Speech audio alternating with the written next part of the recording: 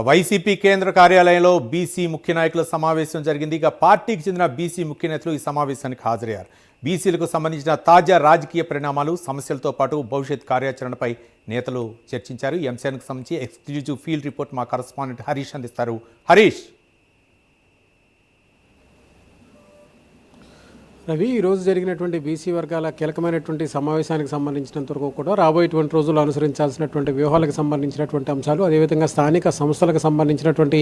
ఎన్నికలకు కూడా సమాయత్తమవుతున్నటువంటి నేపథ్యంలో బీసీ వర్గాలకి పార్టీ అండగా ఉండేటువంటి విధి విధానాలు, అదేవిధంగా బీసీ నాయకత్వం పైన పార్టీకి సంబంధించినటువంటి బీసీ నాయకత్వం పైన మాజీ మంత్రులుగా ఉన్నటువంటి వాళ్ళు, పార్టీకి అండగా ఉన్నటువంటి వ్యక్తులు, గత ప్రభుత్వంలో పార్టీని ఓన్ చేసుకుని పనిచేసినటువంటి కార్యకర్తలు నాయకత్వానికి అందరికీ కూడా పార్టీకి సంబంధించినటువంటి నాయకత్వంతో కూడా భరోసాగా ఉన్నటువంటి నేపథ్యంలో ఇప్పుడు పార్టీని ఒక ప్లాట్ఫామ్గా తీసుకొని బీసీ వర్గాలు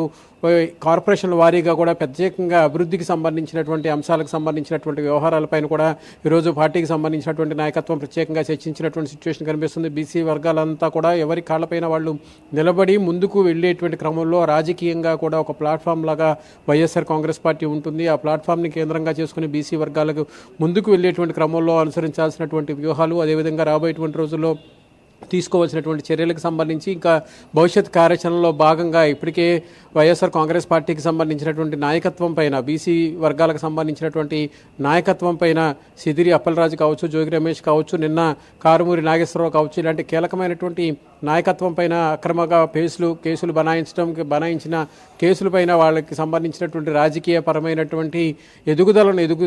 ఎదుర్కొనేటువంటి సమయంలో జరుగుతున్నటువంటి పరిణామాలకు సంబంధించినటువంటి వ్యవహారాలు, వీటన్నిటిపైన కూడా ప్రత్యేకంగా ఈ సమావేశంలో చర్చించినటువంటి సిచ్యువేషన్ కనిపిస్తుంది. దీంట్లో భాగంగానే ఇకపైన భవిష్యత్తులో పూర్తిగా బీసీ వర్గాలకు సంబంధించినంత వరకు కూడా నాయకత్వం, పార్టీకి సంబంధించినటువంటి నాయకత్వం అండగా ఉంటుంది. అదే సమయంలో బీసీలకు ప్రభుత్వంలో ఉన్నటువంటి సమయంలో, అంటే వైఎస్ఆర్ కాంగ్రెస్ పార్టీ ప్రభుత్వ హయాంలో బీసీలకు ప్రత్యేకమైనటువంటి కార్పొరేషన్లు ఏర్పాటు చేయడం, ఆ కార్పొరేషన్లకి చైర్మన్లను నియమించి, డైరెక్టర్లు, అదేవిధంగా సభ్యులను నియమించడం ద్వారా ఆయా కులాలు అణగారినటువంటి కులాలు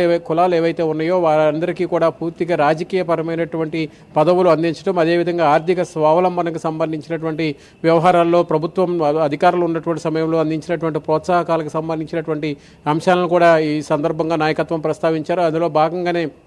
ఇప్పుడు తెర మీదకు వచ్చినటువంటి రిజర్వేషన్లకు సంబంధించినటువంటి అంశం, రిజర్వేషన్లకు సంబంధించినటువంటి వ్యవహారంలో కూటమి ప్రభుత్వం చేస్తున్నటువంటి ప్రయత్నాలు గతంలోనే వైఎస్ఆర్ కాంగ్రెస్ పార్టీ ప్రభుత్వం హయాంలో జరిగినాయి. అయితే అప్పట్లోనే టీడీపీకి సంబంధించినటువంటి నాయకత్వం కోర్టుని ఆశ్రయించడం ద్వారా రాజకీయపరమైనటువంటి రిజర్వేషన్లకు సంబంధించినటువంటి వ్యవహారంలో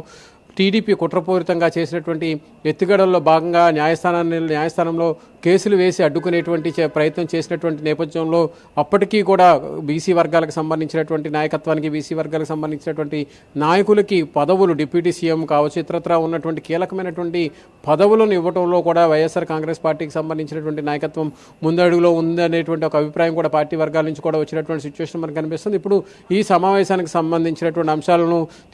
ఎజెండాగా తీసుకుని రాబోయేటువంటి రోజుల్లో నియోజకవర్గ స్థాయిలో, అదేవిధంగా జిల్లా స్థాయిలో కూడా బీసీ వర్గాలకు సంబంధించినటువంటి కీలకమైనటువంటి సమావేశాలను కూడా నిర్వహించాలనేటువంటి యోచనలో పార్టీకి సంబంధించినటువంటి నాయకత్వం ఉంది. అందులో భాగంగానే నియోజకవర్గ స్థాయిలో ఉన్నటువంటి బీసీ వర్గాలందరినీ కూడా ఒకే తాటిపైకి తీసుకురావడం, అదేవిధంగా అక్కడ సమావేశం నిర్వహించిన తర్వాత జిల్లా స్థాయిలో ఉన్నటువంటి నాయకత్వం ఎవరైతే ఉంటారో వాళ్ళందరితో కూడా ప్రత్యేకమైనటువంటి కమిటీలను ఏర్పాటు చేయడం, ఆ కమిటీలను ఏర్పాటు చేయడం ద్వారా రాబోయేటువంటి రోజుల్లో బీసీ నాయకత్వానికి పార్టీ ఏ స్థాయిలో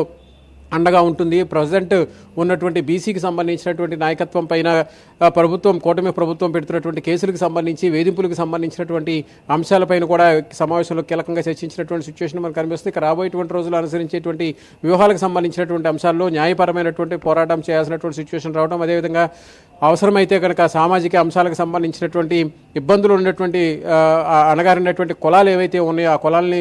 ఎంపిక చేసి వాళ్ళందరితో కూడా ప్రత్యేకమైనటువంటి సదస్సులు, అదేవిధంగా రౌండ్ టేబుల్ సమావేశాలు నిర్వహించడం ద్వారా ఆయా కులాల్లో ఉన్నటువంటి వెనుకబాటుతనం, అదేవిధంగా కులాల వారీగా విభజించి పాలించేటువంటి క్రమంలో ప్రజెంట్ కూటమి ప్రభుత్వం అనుసరిస్తున్నటువంటి వ్యూహం, ఆ వ్యూహంలో బీసీకి సంబంధించినటువంటి సామాజిక వర్గాలు ఎలా నష్టపోతున్నాయి అనేటువంటి వివరాలను కూడా తెలియజేసేటువంటి క్రమంలో భాగంగా విస్తృతమైనటువంటి ప్రచార కార్యక్రమాలు నిర్వహించడం, కూటమి ప్రభుత్వం రిజర్వేషన్ల పేరుతో చేసినటువంటి రాజకీయ ఎదుగుదల. Thank you Harish.